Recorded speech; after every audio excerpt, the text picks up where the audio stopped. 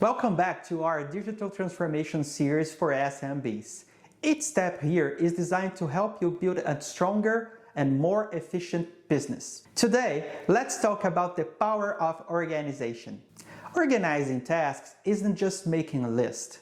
It means ensuring that each person knows exactly what to do, when to do it, and how their task connects to the bigger operational cycle.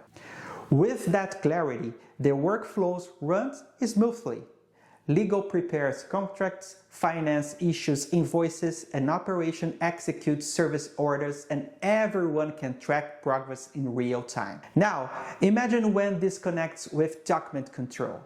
Contracts are not just stored, and they're a part of the workflow.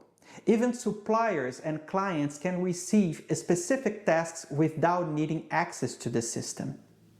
That's the real power of organization, reducing errors, speeding up deliveries, and building customer trust in your company.